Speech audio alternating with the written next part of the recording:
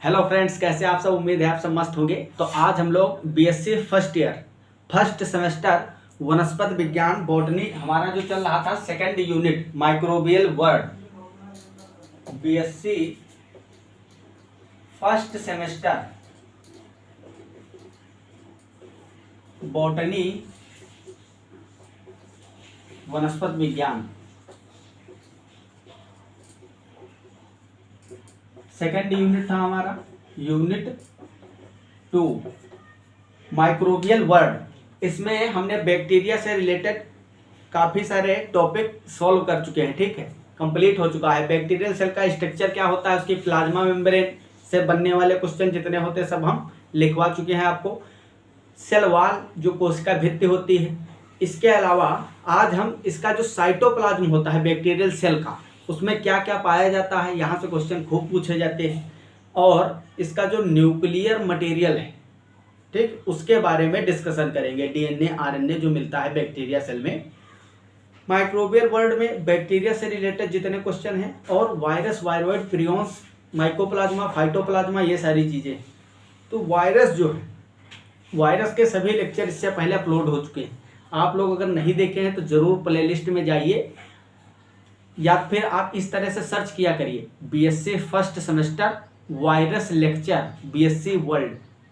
हमारे चैनल का नाम जब आप टॉपिक के पीछे लगा के सर्च करोगे यूट्यूब पे तो हमारा लेक्चर ऊपर ही आपको मिल जाएगा। ठीक, ये सबसे अच्छा तरीका है सर्च करने का। जैसे आपको ट्रांसमिशन पढ़ना है वायरस का, वायरस ट्रांसमिशन, तो सीधे सर्च करिए वायरस ट्रांसमिशन बीएससी वर्ल्ड, आपको ऊपर ही मिल जाएगा बीएससी फर्स्ट सेमेस्टर का। तो आज इसमें हम बैक्टीरिया के साइटोप्लाज्म की बात करेंगे, मतलब जो कोशिका द्रव्य होता है बैक्टीरिया का। तो टॉपिक का नाम है हमारे बैक्टीरियल साइटोप्लाज्म, या इसको बोलते हैं एंड साइटोप्लाज्मिक इनक्लूजन्स। इसमें जो बॉडीज पाई जाती है, ठीक है, साइटोप्लाज्मिक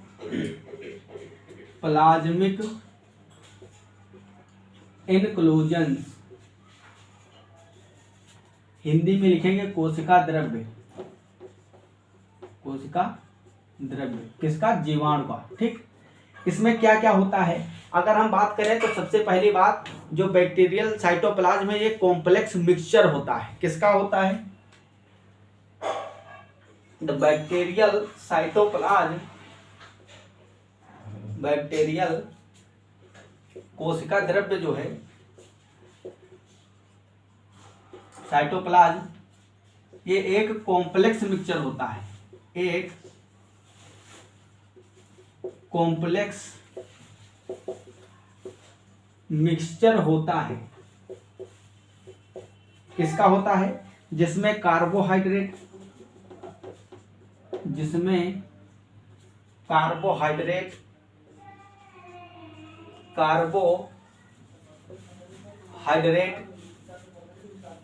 प्रोटीन्स, लिपिड, मिनरल्स, ठीक है, मिनरल्स हो गए, और आयंस, ये सारी चीजें इसमें उपस्थित होती है। जैसे कि एक स्ट्रक्चर हम बनाए थे इस तरह से बैक्टीरियल सेल का, उसमें इस तरह से मीसोसोम्स भी लगे होते हैं अंदर की ओर। यही प्लाज्मा मेम्ब्रेन में क्या आ जाती है? फोल्डिंग आ जाती है, और उसके अंदर इस तरह से स्ट्रक्चर होते हैं। इसके ऊपर सेल मेम्ब्रेन थी बैक्टीरिया की, फिर इसके बाद में मोटी परत एक आती है जिसको हम बोलते हैं सेल वॉल। क्या बोलते हैं? Cell wall. ये जो है ये सेल वॉल है। इसके अलावा इसके चारों ओर क्या होता था? Slime layer. इससे पहले का लेक्चर अगर आप देखे होंगे तो आपको पता होगा। स्लाइम लेयर, या उसी में अगर अमीनो एसिड प्रेजेंट होते हैं तो उसको बोल देते हैं हम कैप्सूल वॉल। ये है इसका साइटोप्लाज्म, कोशिका के अंदर का कोशिका द्रव्य। तो इसमें ये सारी चीजें मिलती हैं। ठीक, और इसमें क्या मिलता है? इस तरह से क्रोमेटोफोर भी प्रेजेंट होते हैं, क्रोमेटोफोर। और क्या होता है? मेटाफॉस्फेट होते हैं, poly beta hydroxy butyric acid present होता है। और इसमें क्या होते हैं? इस तरह से पॉलीराइबोसोम होते हैं, पॉलीराइबोसोम, राइबोसोम प्रेजेंट होते हैं छोटे छोटे। ये सारी चीजें होती हैं। और इसका जो न्यूक्लियोइड होता है, ठीक है, जिसमें जेनेटिक मटेरियल इसका पड़ा होता है, जेनेटिक मटेरियल। ठीक, ये इतना पदार्थ होते हैं इसमें। ऑर्गेनिक मटेरियल जो होते हैं बैक्टीरियल सेल में, बैक्टीरियल कोशिका द्रव्य में ऑर्गेनिक मटेरियल ग्लाइकोजन, अब यहां से क्वेश्चन आता है, ठीक है, ग्लाइकोजन कामा वोल्यूटिन एंड पोलीबीटा हाइड्रोक्सी ब्यूटेरेट, ठीक।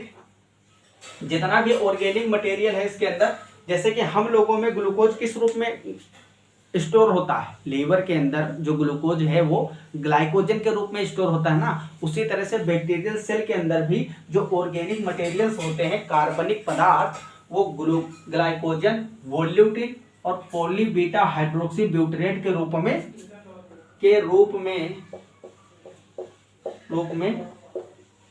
स्टोर रहते हैं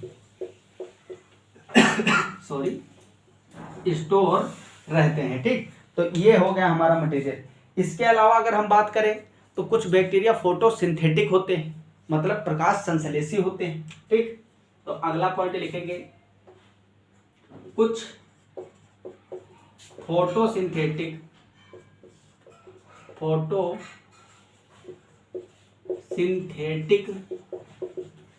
मतलब प्रकाश संश्लेषी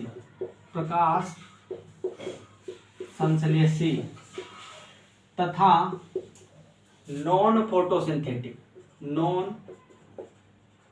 फोटोसिंथेटिक मतलब अप्रकाश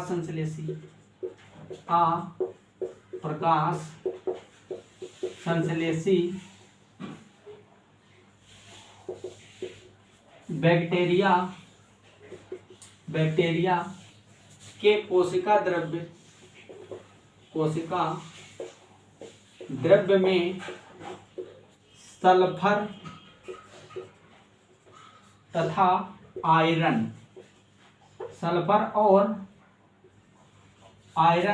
प्रेजेंट होते हैं, ठीक। इसके अलावा इसको आप लोग नोट करिए, फिर आगे हम और लिखवाते हैं इसमें इंपॉर्टेंट चीजें।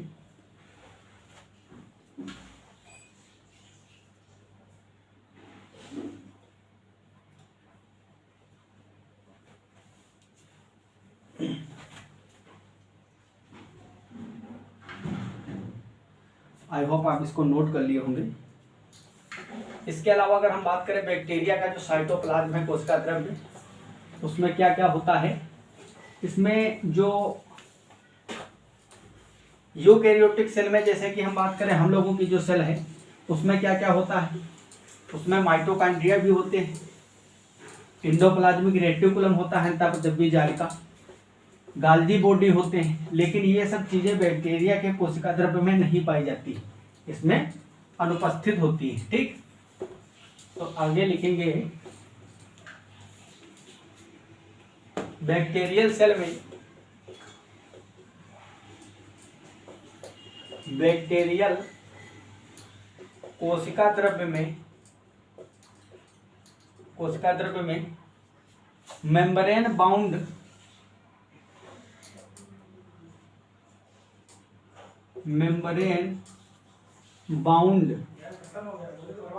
मतलब झिल्लीबद्ध जो संरचनाएं होती, ऑर्गेनेल्स, मेम्ब्रेन बाउंड ऑर्गेनेल्स, जैसे माइटोकॉन्ड्रिया, इसको हिंदी में भी हम माइटोकॉन्ड्रिया ही लिखते हैं, माइटोकॉन्ड्रिया, ठीक। Endoplasmic reticulum,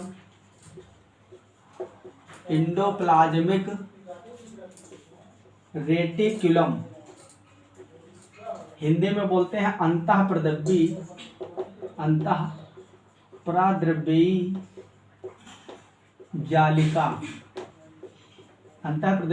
जालिका, Golgi body, Golgi body मतलब गोल्जी काय। इसके अलावा अगर हम बात करें सेंट्रोसोम, सेंट्रोसोम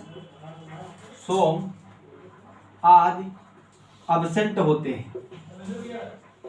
अब्सेंट मतलब अनुपस्थित होते हैं, ठीक। और अगर हम बताएं इसमें जो फोटोसिंथेटिक बैक्टीरिया, जो फोटोसिंथेटिक बैक्टीरिया हैं मतलब प्रकाश संश्लेषी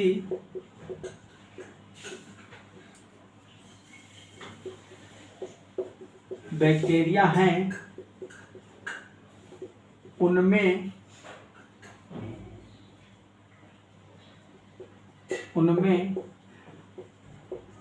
वेल ऑर्गेनाइज क्लोरोप्लास्ट नहीं होता है। क्लोरोप्लास्ट की जगह, ऐसे लिखिए, क्लोरोप्लास्ट की जगह क्रोमेटोफोर्स प्रेजेंट होते हैं। क्रोमेटोफोर्स, ठीक, हिंदी में भी लिखेंगे क्रोमेटोफोर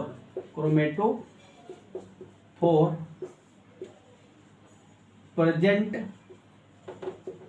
होते हैं। अब जैसे यहाँ से किस तरह से क्वेश्चन आता है, यहाँ से क्वेश्चन आता है कि जो बैक्टीरियल सेल है उसमें क्या माइटोकॉन्ड्रिया होता है? नहीं।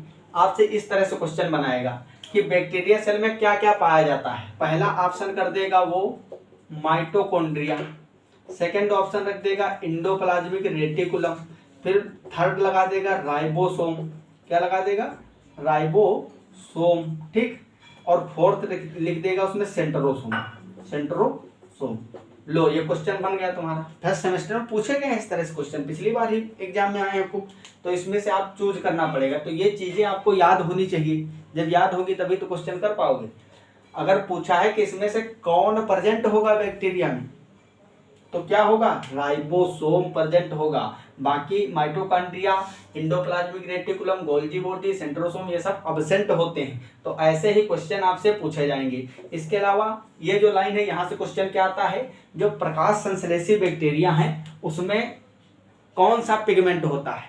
अब आप तो सोचोगे कि प्रकाश संश्लेषी मतलब प्रकाश संश्लेषण करता है तो क्लोरोप्लास्ट होगा, लेकिन उसमें वेल ऑर्गेनाइज्ड क्लोरोप्लास्ट की जगह पे क्या होता है? क्रोमेटोफोर होते हैं। तो ऑप्शन में आपको क्रोमेटोफोर ढूंढना होगा, ठीक। क्या होगा? क्रोमेटोफोर। जो फोटोसिंथेटिक बैक्टीरिया, देखो इसमें जो संश्लेषी बैक्टीरिया होते हैं स्वापोषी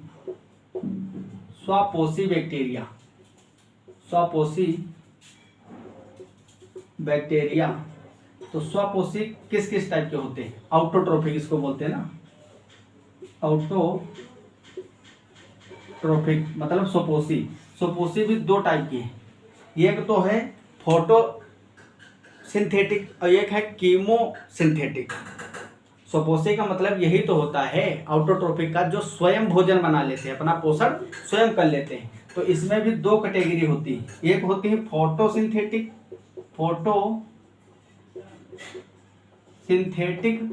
और दूसरे होते हैं कीमोसिंथेटिक।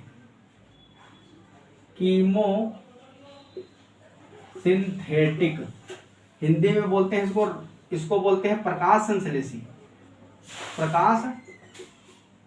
संश्लेषी, और इसको बोलते हैं रसायन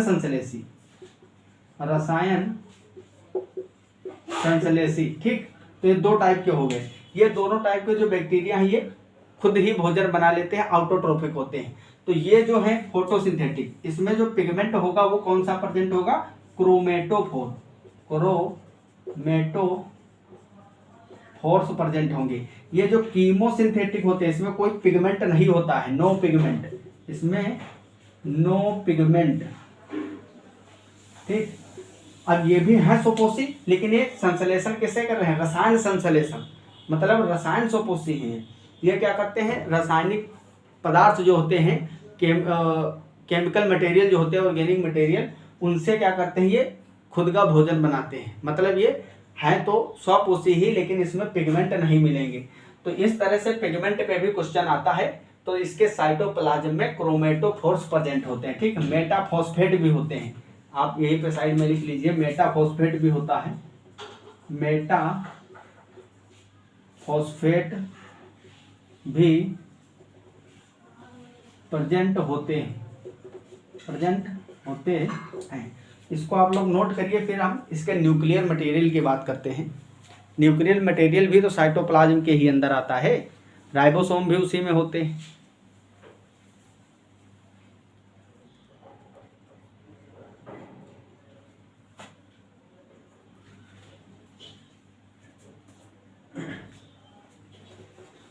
अगली हेडिंग लगाएंगे न्यूक्लियर मटेरियल, मतलब केंद्रकीय पदार्थ।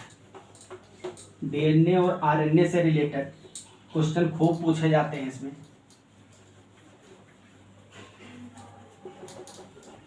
न्यूक्लियर मटेरियल, आपको पता ही है कि इसमें कोई well organised, well defined nucleus नहीं होता है बैक्टीरिया में। केंद्रक जो होता है वो अल्प विकसित होता है, बहुत ज्यादा डेवलप न्यूक्लियस इसमें देखने को नहीं मिलता है, वो तो यूकेरियोटिक का फीचर है। अगली हेडिंग लगाएंगे nuclear material. Nuclear material, nuclear material मतलब केंद्रक पदार्थ, केंद्रकीय पदार्थ। ब्रैकेट में लिख दीजिए डीएनए और आरएनए, डीएनए एंड आरएनए। ठीक, तो ज्यादातर बैक्टीरिया में डीएनए ही होगा और आरएनए भी मिलता है सब में। ठीक, न्यूक्लियर मटेरियल अलग अलग हो सकता है बैक्टीरिया में। हम लोग जो है तो हमारे तो सेल में डीएनए आरएनए दोनों चीजें होती हैं, एमआरएनए, टीआरएनए, आरआरएनए, एमआईआरएनए, और डीएनए डबल स्टैंडर्ड होता है हम लोगों में। तो ये सारी चीजें हैं।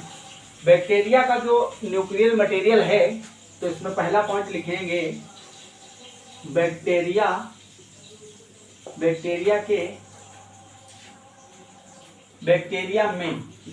में वेल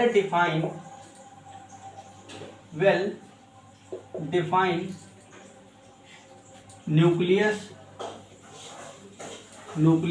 अब्सेंट होता है, मतलब इसमें न्यूक्लियर मेम्ब्रेन नहीं होती, न्यूक्लियर मेम्ब्रेन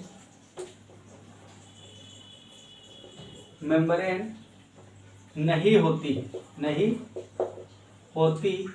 है। ठीक, इसमें अब्सेंट होती है।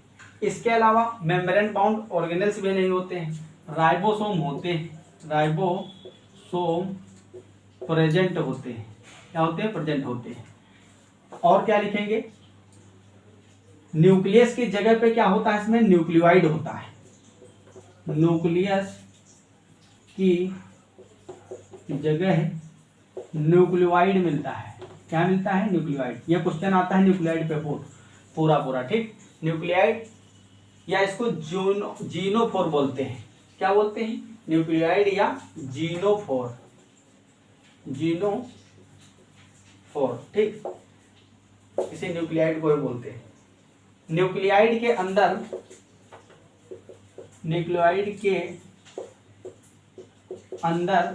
न्यूक्लियर मटेरियल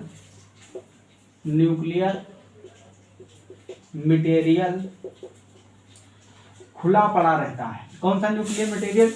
ब्रैकेट में लिख लीजिए डीएनए एंड आरएनए। डीएनए या आरएनए, या तो डीएनए होगा या फिर आरएनए होगा, या फिर ऐसे लिख लीजिए DNA and RNA. DNA and RNA मतलब समझ रहे हो? कुछ बैक्टीरिया होंगे जिसमें डीएनए होगा या आरएनए होगा, और कुछ में डीएनए आरएनए दोनों हो सकते हैं, जैसे कि ई कोलाई, एस्केरिसिया कोलाई में। ठीक, तो न्यूक्लियर मटेरियल खुला पड़ा होता है, खुला या बिखरा पड़ा होता है, बिखरा पड़ा होता है। इसमें हिस्टोन प्रोटीन नहीं पाए जाते।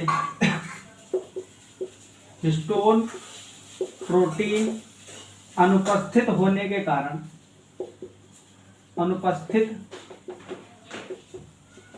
के कारण ये सब क्वेश्चन यहाँ से बनते हैं। हिस्टोन प्रोटीन मिलता है या नहीं मिलता है बैक्टीरिया में।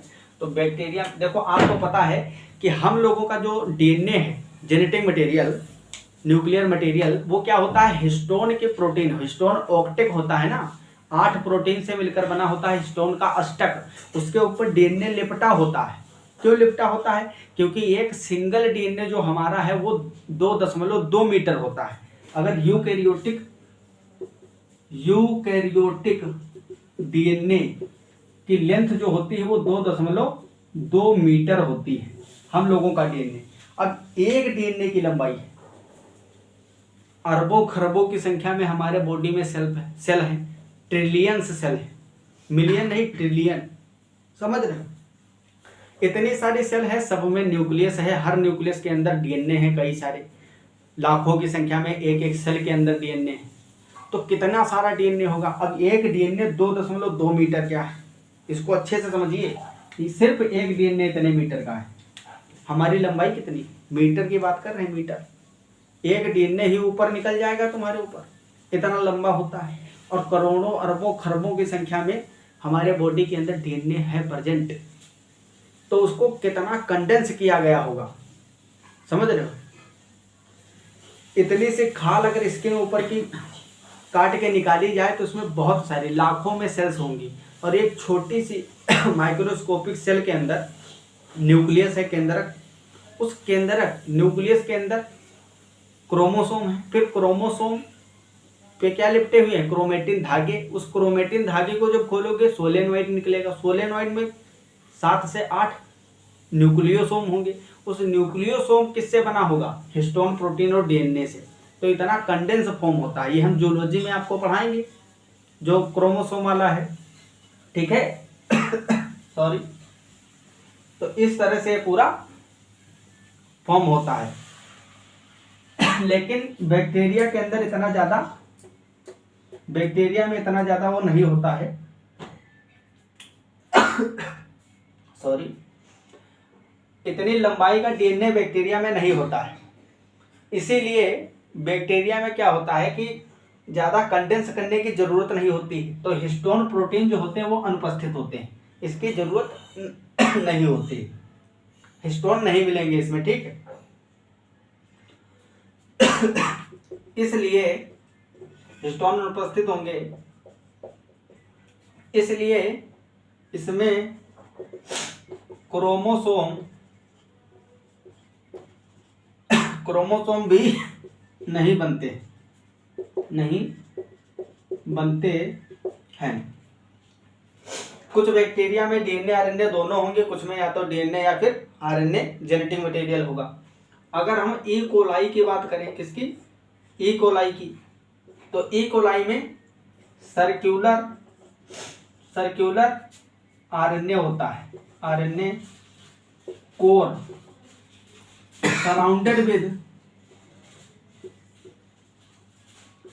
Surrounded with DNA. Circular RNA core होगा, वो सराउंड होगा किससे, डीएनए से। बाकी और क्या होगा, प्लाज्मिड प्रेजेंट होंगे। क्या होंगे, प्लाज्मिड सॉरी प्रेजेंट होंगे, ठीक? तो ये इतना मटेरियल इसमें प्रेजेंट होता है। तो आई होप आपको ये सारी चीज़ें अच्छे से समझ में आई होंगी। अब हम अगले क्लास में इसका जो अगला टॉपिक है उसको डिस्कस करेंगे। आप लोग अच्छे से पढ़ाई करते रहें। मिलते हैं अगली क्लास में, तब तक के लिए okay bye, all the very best. जय हिंद, जय भारत।